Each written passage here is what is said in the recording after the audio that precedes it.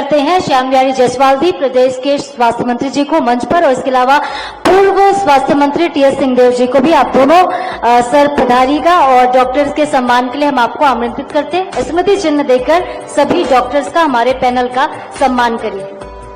तालियां बजती रहनी चाहिए। देखिए, बहुत ही इंटरेस्टिंग ये सेशन था और बहुत ही तीखे सवालों का जवाब डॉक्टर्स ने दिया है। आयुष्मान योजना को लेकर बहुत से सवाल पहले भी उठते रहे हैं और इसको लेकर आज जिस तरह के सवाल थे वो भी बहुत इंटरेस्टिंग थे और जाहिर सी बात है इनका जवाब भी बहुत बखूबी मिला है। तालियां बजती रहनी चाहिए। तो आयुष्मान योजना समस्या है या फिर समाधान, इस पर चर्चा हुई और बहुत सार्थक ये चर्चा रही है।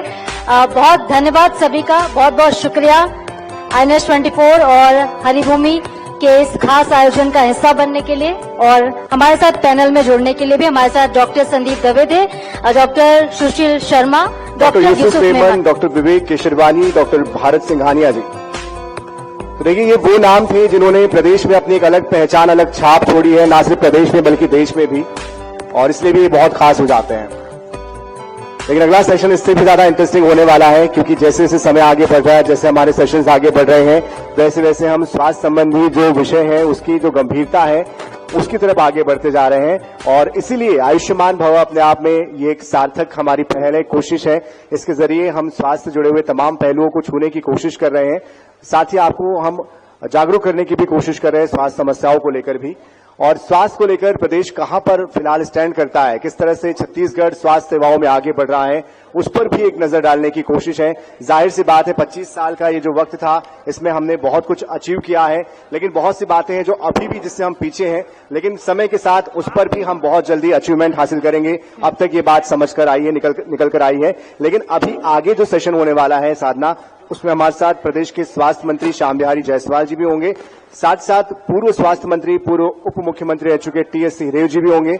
दोनों ही स्वास्थ्य को लेकर लगातार गंभीर रहे हैं, संवेदनाएं अपनी हमेशा समय समय पर दिखाते रहे हैं और फिर हमने देखा है कि किस तरह से उन्होंने खुद होकर आगे आकर समस्याओं का समाधान भी किया है। बिल्कुल सनी, ये वाला सेशन देखिए और ज्यादा स्पेशल इसलिए होता है क्योंकि बहुत पेशेंस के साथ सुना है स्वास्थ्य मंत्री ने, सभी डॉक्टर्स को सुना। एक तो सॉल्यूशन भी बताया कि यहाँ पे कुछ प्रॉब्लम्स भी शेयर की गई, जैसे आयुष्मान को लेकर कुछ प्रॉब्लम्स थी। डॉक्टर भावना सिरोही जी ने पूछा उनसे कि कुछ ऐसे जांच हैं जो आयुष्मान के तहत नहीं आते, तो इन सारे सवालों के जवाब, जितने भी सवाल यहाँ पे उठे सबके जवाब अब इस मंच पर मिलेंगे। बिल्कुल, और इस बीच हम बुलाते हैं, आमंत्रित करते हैं श्री श्याम बिहारी जायसवाल जी को, प्रदेश के स्वास्थ्य मंत्री, मुख्य अतिथि भी हैं हमारे, और साथ ही इस सेशन के लिए आमंत्रित करते हैं हरिभूमि INS24/7 के प्रधान संपादक डॉक्टर हिमांशु द्विवेदी जी को। जोरदार तालियां हो जाए दोनों के लिए। और प्रदेश के स्वास्थ्य मंत्री जी जो हैं वो मंच पर पधार रहे हैं, बहुत जोरदार तालियां हो, बहुत बहुत स्वागत सर का। और ओवर टू यू सर।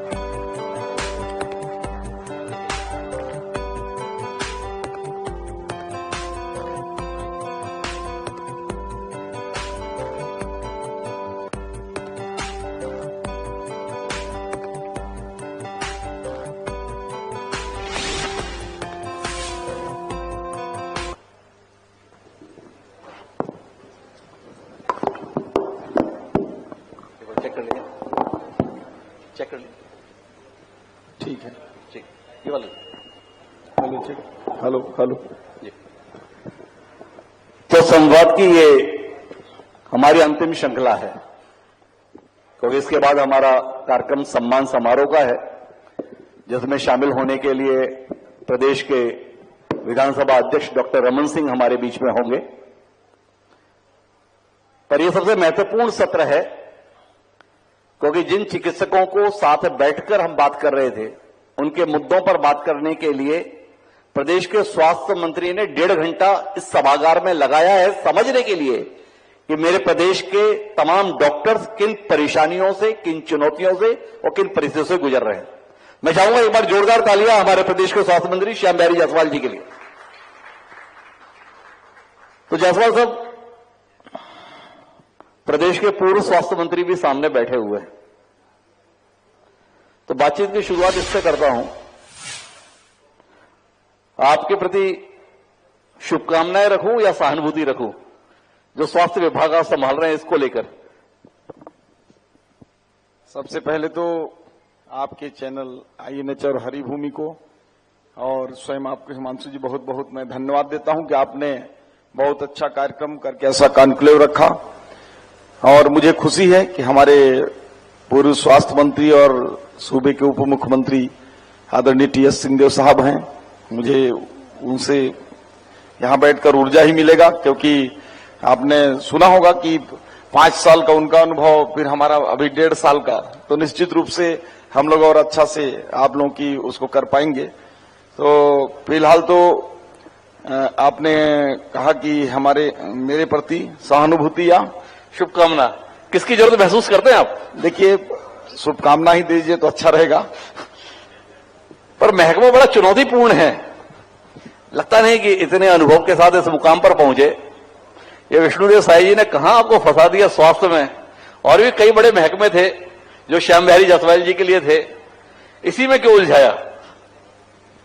देखिए, शुरुआत में भी जब बातचीत आई जी कि डॉक्टर जो है भगवान का दूसरा रूप होता है, और उस पर आप लोगों ने कई प्रकार की उनके बारे में थोड़ा बढ़कर और भी बोला कि भगवान समझें या और कुछ समझें, तो मैं तो ये मानकर ही हेल्थ विभाग में काम कर रहा हूं कि डॉक्टर हमारे भगवान के रूप हैं।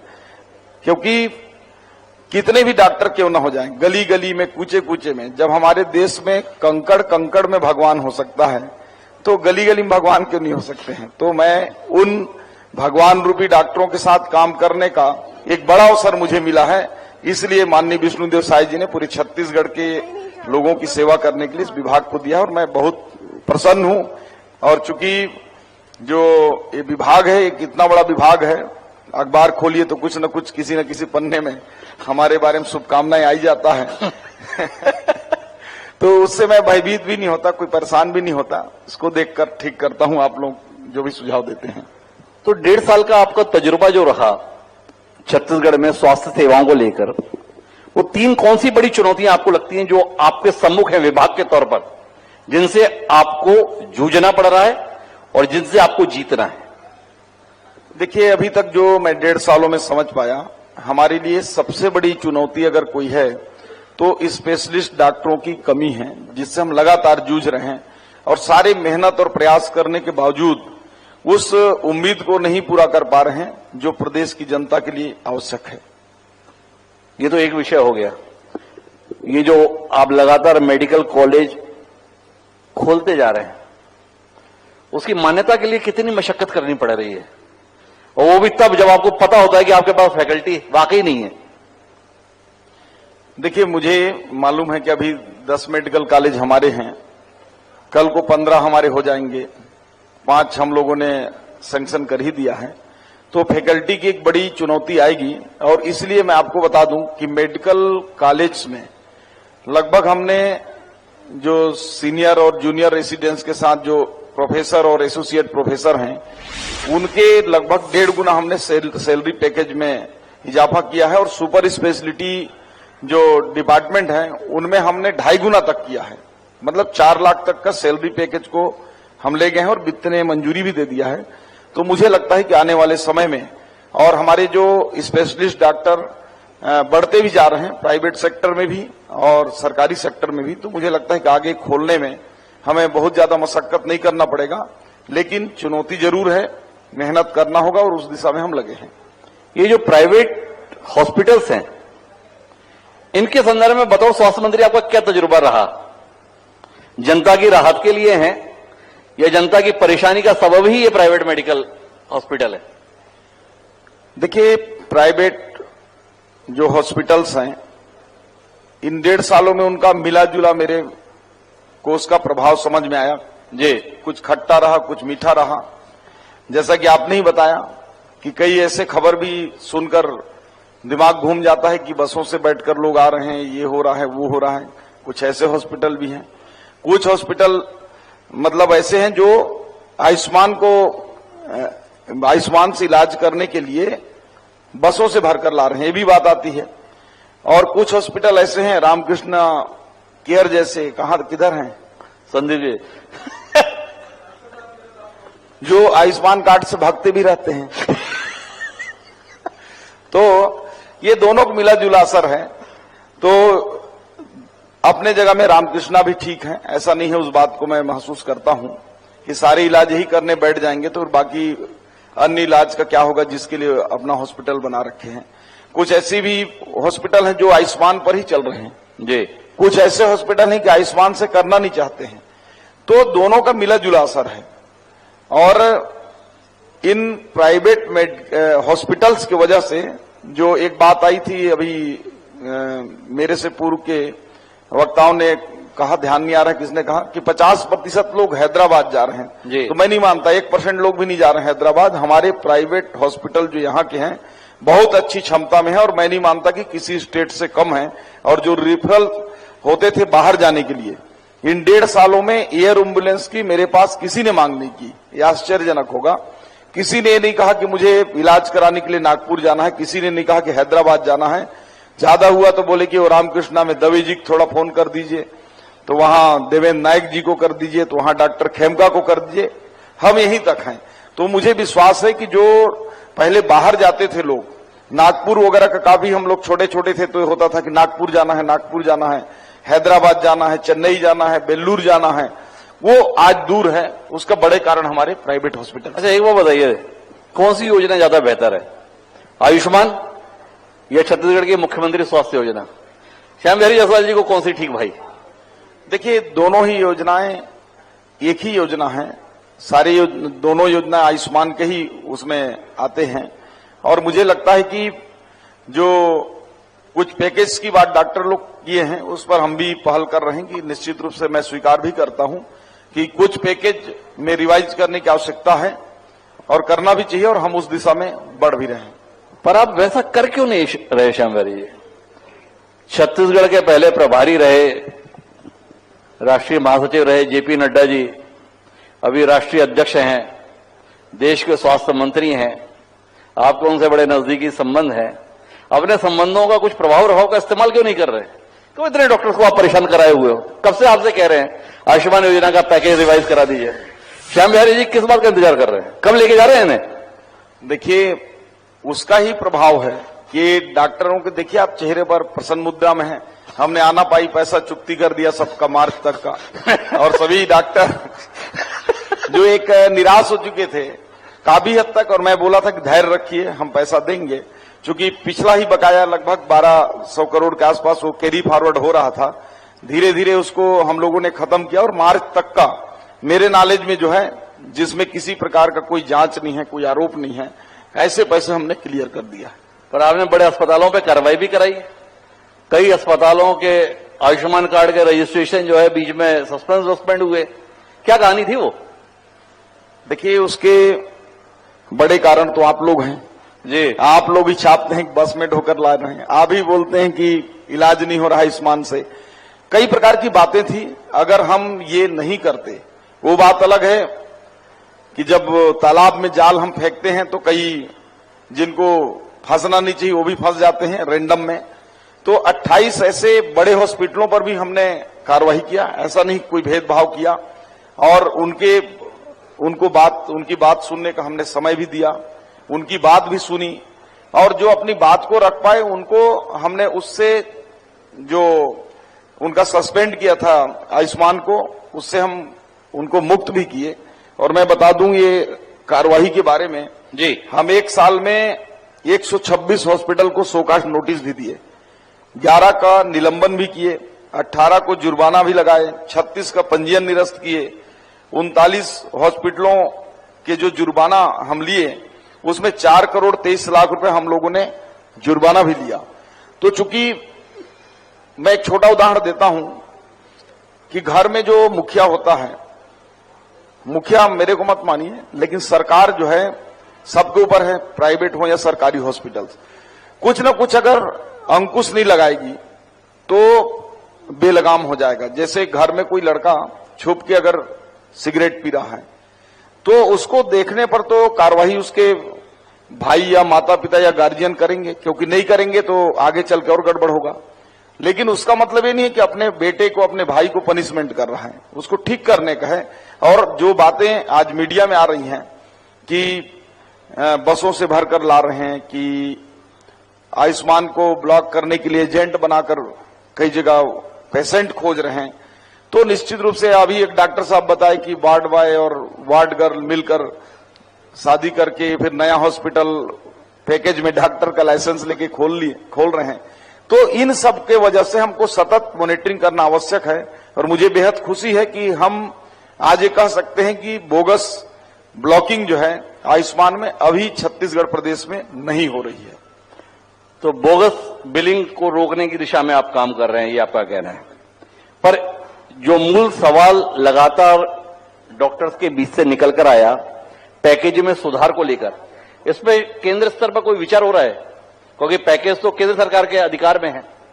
नड्डा जी से कोई बातचीत आपकी, जो आप हमारे बीच में जानकारी साझा करने में संकोच न कर रहे हो? नहीं, देखिए इसमें साझा करने में कहीं कोई दिक्कत नहीं है। ये जो पैकेज हैं कुछ केंद्र सरकार के होते हैं और कुछ राज्यों के ऊपर भी निर्भर होते हैं। कुछ पैकेज हमारे कई राज्यों से ज्यादा हैं।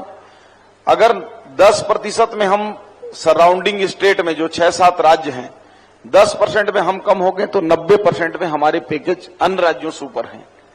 इवन महाराष्ट्र, मध्य प्रदेश, झारखंड, इन राज्यों से हमारे पैकेज बेहतर हैं। तो इसको लेकर भारत सरकार के स्पष्ट एक गाइडलाइन है, एक रेट है। और यदि हम अपना चाहें तो स्टेट से हम कुछ भी दे सकते हैं, ऐसा नहीं है, उसके लिए छूट है। भारत सरकार की मंजूरी की आवश्यकता नहीं है। लेकिन स्टेट भी उतने ही खर्च कर सकती है जितना उसके पास व्यवस्था है। मैं आपको बताऊं, हमारे भारत सरकार से जो हम 2500 करोड़ रुपए आयुष्मान में दे रहे हैं, वो भारत सरकार से महज 600 करोड़ ही हम ले पाते हैं। उसका कारण यह है कि 55% ऐसे लोग हैं जिसकी बात डॉक्टर दवे बोल रहे थे कि आप कार्ड दे दिए हैं करके।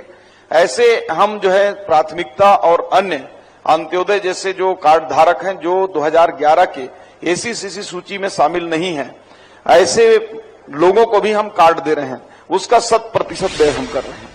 इसके अलावा जो एपीएल है उसका एक बड़ी महत्वपूर्ण जानकारी है कि हम ये मान रहे थे कि भारत सरकार ने जो बीपीएल के अंतर्गत रखा है केवल उनको ही आयुष्मान योजना में कंसीडर किया जा रहा है।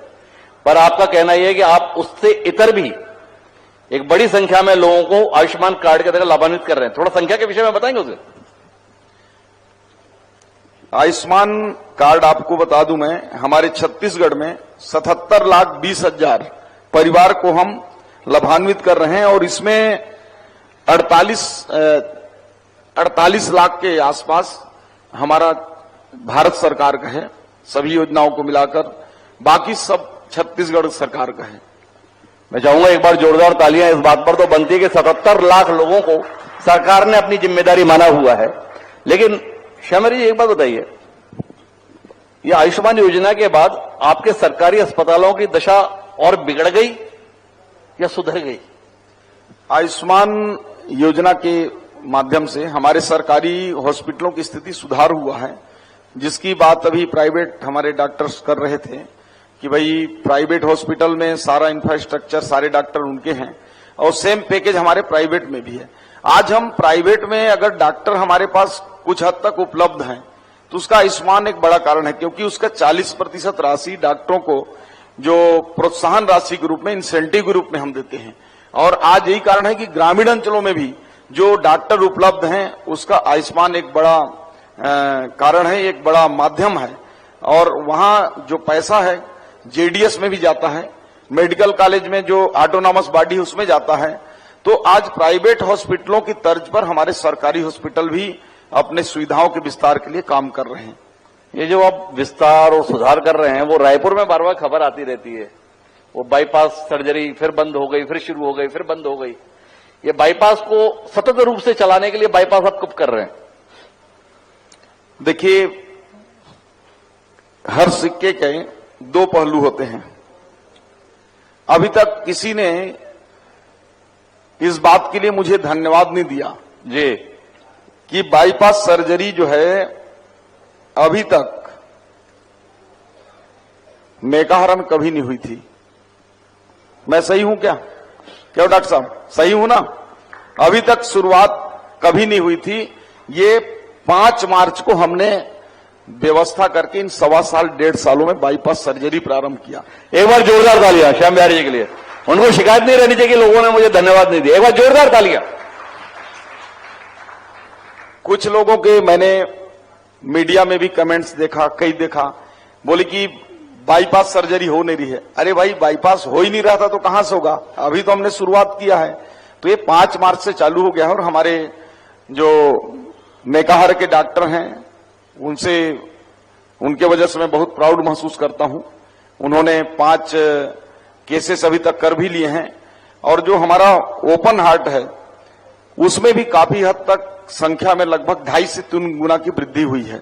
इन 1 महीने में 5 मार्च से जब चालू किए हैं लगभग 27-28 ओपन हार्ट भी हमारे मेडिकल कॉलेज में हो चुके हैं और हम इसको और रन करने के लिए लगभग 132 पोस्ट के सेटअप भी स्वीकृत कर लिए हैं। उसकी भर्ती हम जल्दी करने जा रहे हैं।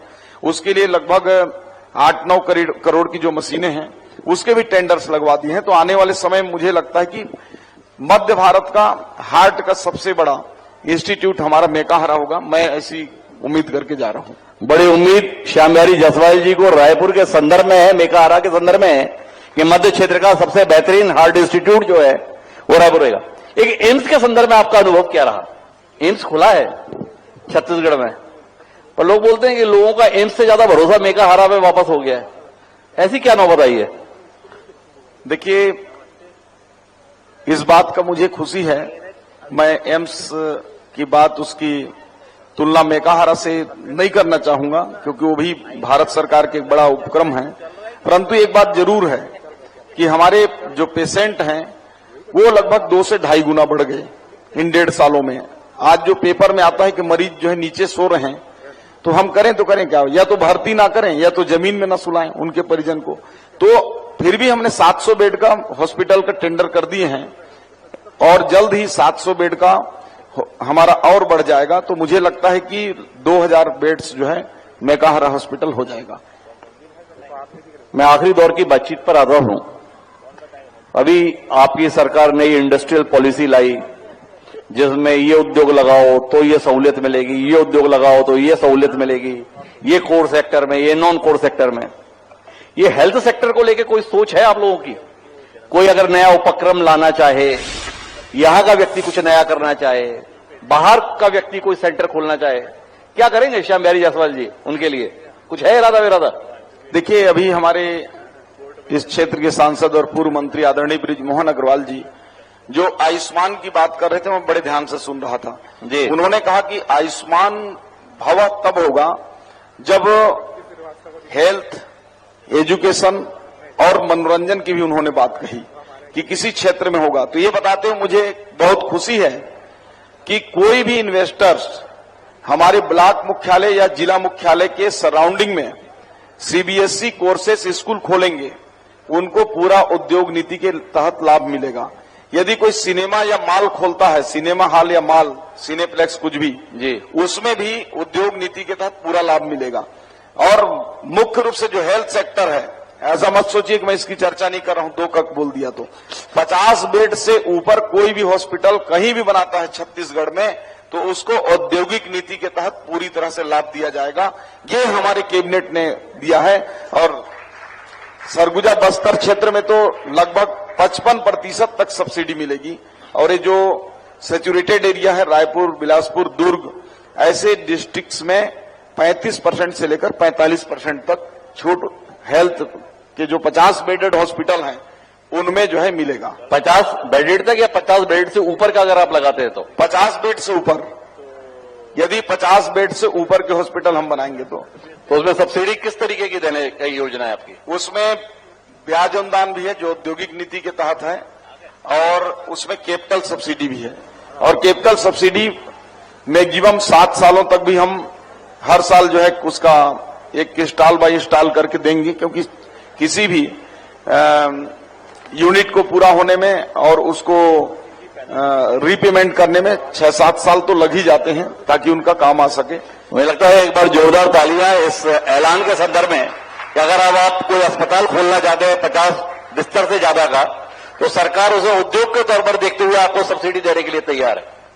अब एक विषय और, मशीनें बहुत खरीद रहे हैं और मशीन चलाने के लिए टेक्नीशियन मिलते नहीं है। कई खबरें हम इस प्रकार की भी छापते रहते हैं श्याम बिहारी जी आपके लिए। ये 3 साल से पेटी पैक पड़ी हुई है, ये 5 साल से पड़ी हुई है।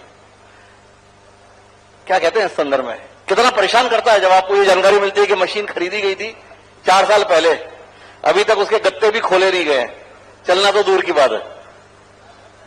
अब देखिए, मैं उस विषय में ज्यादा गहराई तक तो नहीं जाऊंगा, लेकिन अब आप नहीं जाएंगे तो कौन जाएगा? लेकिन ये बात तय है कि पिछले समय में मशीनें पर्याप्त खरीदी गई, पर्याप्त आवश्यकता से अधिक, जिनको हम अनुपयोगी भी कह सकते हैं। कई जगह वाकई में आपका कहना सही है कि अब हार्ट की जो जांच करने का मशीन है पीएचसी में खरीदा गया है, तो उसका हम क्या करेंगे? प्राथमिक स्वास्थ्य केंद्र में कहां मिलेगा? आज हमारे पास जिला हॉस्पिटल में नहीं मिल रहे हैं। कुछ ऐसे मशीनें हैं, कई ऐसे उपकरण हैं जिनकी आवश्यकता ही नहीं है, वो भी है। रीजेंट की बात आपने देखा किस प्रकार से 15 दिन के अंदर में 600 करोड़ की खरीदी हो गई। मैं बताना चाहूंगा कि हमने 1 रुपए के रीजेंट पिछले 1.5 साल में नहीं खरीदा। एक भी कोई नया ऐसा मशीन नहीं खरीदा जिसका हम उपयोग न कर सके, बल्कि जो पहले खरीदी हुई, चाहे वो पेट स्कैन मशीन हो, नेकाहारा का 20-21 करोड़ का, हम उसको भी चालू करने की स्थिति में आ गए हैं, उसमें प्रोसेस चालू है। चाहे हमारा कई सीटी और एमआरआई हैं जो खरीद कर लगे हैं, वो संचालन नहीं हो रहे हैं, तो उनको टेली रिपोर्टिंग के माध्यम से उसको भी चलवाने का हम प्रयास कर रहे हैं, क्योंकि हमारे पास रेडियोलॉजिस्ट मिलते ही नहीं है, बहुत कम है। तो उसको जो टेली रिपोर्टिंग के माध्यम से हम रेडियोलॉजी डिपार्टमेंट के माध्यम से काम भी कराने वाले हैं। तो निजी क्षेत्र के लोगों को जोड़ने की कोई योजना आपकी इस संदर्भ में, कि जहां पर आपके पास सीटी स्कैन नहीं है, एमआरआई नहीं है और निजी क्षेत्र में है, तो लोगों के उसके संदर्भ में कोई टाइप वगैरह करने की योजना? निश्चित रूप से ये योजना बहुत अच्छा होगा। पीपीपी मोड पर हम उस पर अध्ययन भी कर रहे हैं। चूंकि इतनी मशीनें खरीद दी गई हैं, यदि हम उसको पीपीपी मोड पर करेंगे तो सरकार का कई हजारों करोड़ का जो मशीनरी खरीदी हुई है वो सारे कबाड़ में चले जाएंगे। तो चूंकि एक आर्थिक पहलू भी राज्य का है जी, फाइनेंशियल प्रॉब्लम भी है, उसको भी हमको पूरा करना होगा। जब हमारे पास पर्याप्त मशीनें हैं, पर्याप्त लैब हैं, तो ऐसे में अगर हम प्राइवेट पार्टनरशिप मॉडल पर अगर जाते हैं तो निश्चित रूप से एक वित्तीय ऑडिट ऑब्जेक्शन भी होगा। उस दिशा में हम लोग अभी विचार कर रहे हैं और सारे पहलू का अध्ययन भी कर रहे हैं। तो सारे पहलू अध्ययन करेंगे। जो श्याम बिहारी जी ने कहा, अब समय है आपके सवालों का। अगर आप में से किसी के मन में कोई जिज्ञासा है तो मैं अपने साथियों से कहूंगा, अपने साथी रिपोर्टर से, कि वो फील्ड में जाएं और गरिमा के साथ मंत्री जी से अगर आपकी कोई जिज्ञासा है तो आप पूछ सकते हैं। कोशिश करेंगे कि हम उसका उत्तर ले पाए। अपना परिचय देके। मैं उत्तम यादव, मेरी बिटिया का पिछले नीट में 2024 फर्स्ट रैंक पे नाम आया था, लेकिन बैंक गारंटी के चक्कर में रिम्स में उसका एडमिशन नहीं हो पाया। सेकंड काउंसिलिंग में उसका नाम आ गया राजपुरा में। अगर ये बैंक गारंटी वाली समस्या को अगर समाधान कर दिया जाए, मैं मिडिल फैमिली से हूं, मैं बड़ी रकम दे नहीं सकता वहां पे, लेकिन बिटिया का फर्स्ट रैंक में था, मेघा यादव जी। इनका सवाल है कि बैंक गारंटी की जरूरत रही, इस पर आपकी देखिए, ये नियम मुझे लगता है कि पहले से ही चले आ रहे हैं। जब से बांड का जो रूल आया है, जो बांड डॉक्टर हम करते हैं जी, यदि हम, आपको मैं बताना चाहूंगा कि हम पिछले साल भी लगभग 500 से ऊपर डॉक्टर बांड के भेजे, 250 भी काम नहीं कर रहे हैं। ये बैंक गारंटी और सारा पेनल्टी होने के बाद भी कि 25 लाख रुपए हम लेंगे। यदि हम, वैसे मैं आपको बता दूं, जो ये आशंका कर रहे हैं हिमांशु जी, अब तो आने वाले 5 साल में हमको इसकी जरूरत भी नहीं होगी, और हम तो डॉक्टर हो जाएंगे। हम तो 1-8 साल बाद ही इसको खत्म भी करने वाले हैं। तो न रहेगा बांस न बजेगा बांसुरी, तो उसकी हमारी बाध्यता है उस पर। लेकिन निश्चित रूप से कुछ ऐसे जो गरीब तबके के हैं, बैंक गारंटी नहीं दे सकते हैं, उसके लिए निश्चित रूप से मैं इस सत्र से ही आपकी बात को नोट करके उस पर कुछ न कुछ रास्ता निकालूंगा। एक बार जोरदार तालियां श्याम बिहारी जायसवाल जी के ऐलान के लिए। मंत्री जी नमस्कार, मैं डॉक्टर भरत सिंह यानी स्किन स्पेशलिस्ट। हमारी ब्रांच में स्किन वालों में एक बहुत बड़ी प्रॉब्लम है कि हमारे अगेंस्ट में क्वैकरी बहुत ज्यादा चलती है। कोई भी विधा वाले, होम्योपैथी, यूनानी, बीएमएस या डेंटल वाले एक स्किन क्लिनिक चालू कर देते हैं, डेंटल, हेयर, स्किन, लेजर, इस टाइप का। तो इसके अगेंस्ट में कुछ किया जा सकता है क्या? क्योंकि इसके कारण मरीजों को बहुत ज्यादा जो अभी आपको एक खबर सुनने को मिली होगी, कानपुर में हेयर ट्रांसप्लांट कराने के लिए गए थे, हेयर ट्रांसप्लांट ट्रांसफर ही हो गए। वो डेंटिस्ट ही कर रहे थे, वो पेशेंट एक्सपायर हो गया, जबकि बहुत माइनर प्रोसीजर होता है। हाँ, वो आप समझदार हैं सर। वैसे डॉक्टर साहब आप तो वैसे भी बिजी रहते हैं लाइन लगाना पड़ता है। नहीं सर, बात मेरी खुद की नहीं है, जो नए उनका जानना ये है पर मैं तो कि इस दिशा में सरकार कोई रेगुलेटरी, इसको मैं मजाक में ही आपको स्किन का बोल रहा था, कहता, लेकिन हार्ट का भी हुआ था सर। नहीं, अभी निश्चित एक हार्ट वाले ने तो 15 साल पहले अपने राजेंद्र शुक्ला जी का ऑपरेशन कर दिया था, जो कि एमबीबीएस डॉक्टर है। बस निश्चित रूप से आप जो बोल रहे हैं ना, उसको मैं गंभीरता से, कि अगर कोई वैध उसके पास डिग्री या लाइसेंस नहीं है जिसके लिए वो एलिजिबल ना हो, अगर ऐसा वो करता है तो निश्चित रूप से हम कार्रवाई भी करेंगे, क्योंकि वो आजकल तो बहुत कम हो गया है। मैं अभी जांच वांच बहुत चालू कराया हूं, नहीं तो और ढेर सारी ऐसी समस्याएं आ रहे थे। कुछ होगा तो आप एसोसिएशन की ओर से या IMA के individual president doctor Kuldeep Solanki सवाल करना चाहते हैं, डॉक्टर बिरादरी के प्रमुख। जी सोलंकी साहब। नमस्कार सर। मैं इस प्रश्न के माध्यम से उनको रिप्रेजेंट करना चाह रहा हूं जो यहाँ उपस्थित नहीं है, मेडिकल स्टूडेंट्स। हमारा ऑल इंडिया रैंकिंग में छत्तीसगढ़ का रैंकिंग कुछ वजहों से बहुत पीछे जाता है मेडिकल एजुकेशन के संदर्भ में। एक, हमारे यहाँ कोई भी सुपर स्पेशलिटी में डीएम कोर्स नहीं है सर। दूसरा, यहाँ पर जो बॉन्ड की समस्या है वो प्रासंगिक नहीं है। जैसे अभी एक भाई साहब ने बताया कि बैंक गारंटी या लीज जमीन का रिकॉर्ड जमा करना पड़ता है, तभी वो आगे सुपर स्पेशलिटी के या स्पेशलिटी के लिए एलिजिबल रहता है। और तीसरा, रायपुर मेडिकल कॉलेज सबसे पुराना है, करीब करीब 70 वर्ष हो गए हैं, लेकिन आज की डेट में भी यहाँ छात्रों के लिए उचित हॉस्टल व्यवस्था नहीं है। 64 लड़कों के लिए और 172 लड़कियों के लिए हॉस्टल है, जबकि 1350 होनी चाहिए दोनों मिला के। तो इस पे आपका संज्ञान चाहता हूं। बहुत अच्छा आपका प्रश्न है डॉक्टर सोलंकी साहब, आपका स्वागत है। दो प्रश्न आपने मूल रूप से पूछे हैं। एक तो डीएम कोर्स के संदर्भ में, तो मुझे लगता है कि इस बार हम लोगों को आने वाले समय में उसकी अनुमति भी मिल जाएगी, और 3 सब्जेक्ट में हमको मिल भी चुकी है। तो एक बड़ा होगा छत्तीसगढ़ के लिए। मैं हमारे डॉक्टर्स को बहुत बहुत बधाई देना चाहूंगा कि उन्होंने, और मेडिकल एजुकेशन डिपार्टमेंट को, उन्होंने बहुत अच्छा प्रयास भी किया है। और हॉस्टल की बात है तो डॉक्टर साहब आप अभी मैं बताना चाहूंगा कि हमारा जो हॉस्टल है जो प्लिंथ लेवल में पड़ा हुआ है, उसको अभी हमने रिव्यू कुछ दिन पहले ही किया है और जल्द ही उसमें बनना चालू हो जाएगा। मुझे लगता है कि 1 साल 1.5 साल के अंदर छात्रों को हॉस्पिटल भी मिलेगा। और कुछ ऐसे जो हमारे हॉस्पिटल की जमीन में हमारे शासकीय संस्थान ही, कोई प्राइवेट व्यक्ति नहीं, उसमें कुछ बने हुए हैं, तो उसको हम लोग डिसमेंटल करके, मैं चाहूंगा एक बार जोरदार तालियां प्रदेश के सम्माननीय विधानसभा अध्यक्ष डॉक्टर रमन सिंह हमारे बीच में आ गए हैं। एक बार जोरदार तालियों से उनका स्वागत करें।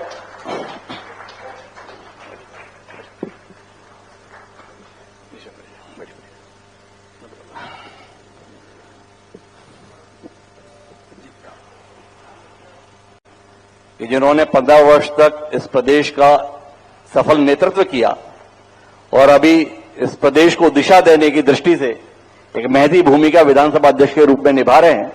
इस कार्यक्रम के अध्यक्ष डॉक्टर रमन सिंह हमारे बीच में आ चुके हैं। मैं चाहूंगा एक बार जोरदार तालियों से डॉक्टर रमन सिंह जी का अभिनंदन हो हम सभी के द्वारा, कि उनकी शख्सियत छत्तीसगढ़ को पूरे देश में गौरव दिलाती है। और हम अपनी बातचीत के सिलसिले को अंतिम मोड़ पर लेकर जा रहे हैं। तो मेरा आखिरी सवाल शामेरी जी आपसे, बतौर स्वास्थ्य मंत्री कहां ले जाना चाहते हैं छत्तीसगढ़ को आप? देखिए, मैं हमेशा एक बात को ही आखिरी में कंक्लूड करता हूं जब बात आती है। बतौर स्वास्थ्य मंत्री मेरी इच्छा है कि इस कार्यकाल में ही, जो अभी 3.5 साल बचे हैं, जब ये कार्यकाल पूर्ण हो तो हमारे जितने भी प्राइवेट और सरकारी हॉस्पिटल हैं वो बाहर भेजने की स्थिति न रहे कि कोई यहां से रिफर होकर महाराष्ट्र जा रहा है तो कोई नागपुर जा रहा है तो कोई बेंगलोर जा रहा है।